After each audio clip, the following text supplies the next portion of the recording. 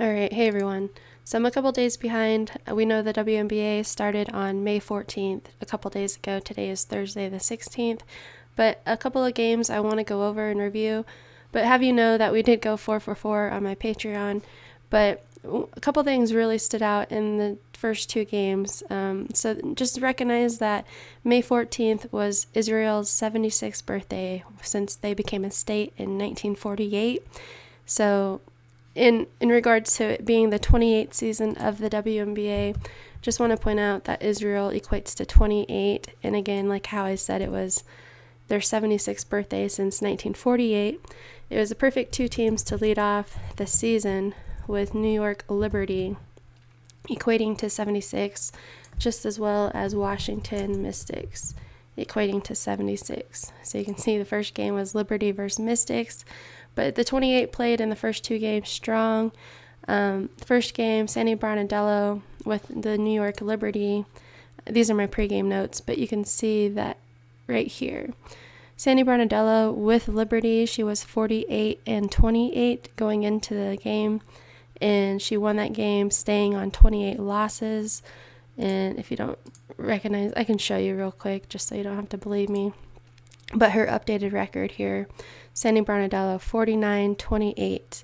So that's, current going into today's game.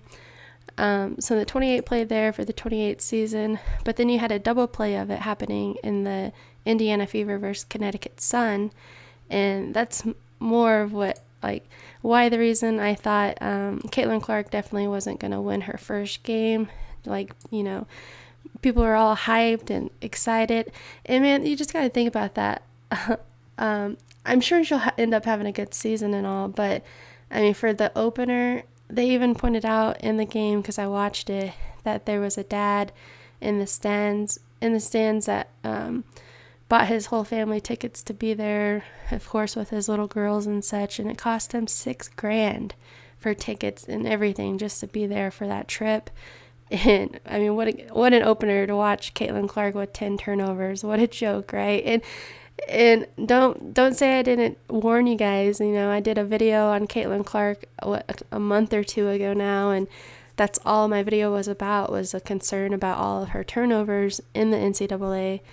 She ended up having 639 turnovers for her collegiate career, and that was only 139 games. So averaging about 5 turnovers per game. But anyways, so the double play with the Indiana Fever and Connecticut Sun, you can see Christy Sides, the coach of the Fever, she was on 27 losses going into that game, and Stephanie White was on 27 wins going into that game. And you can see currently too what happened. Christy Sides fell, got her 28th loss, and then Stephanie White picked up her 28th win. So perfect for, again, it being the 28th season of the WNBA.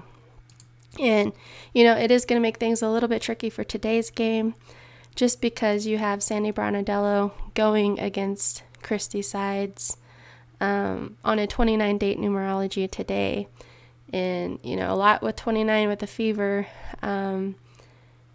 with Caitlin Clark coming from the 29th state, Iowa, drafted number 1 in what was technically the WNBA's 29th WNBA draft, 29 days, to the start of the WNBA.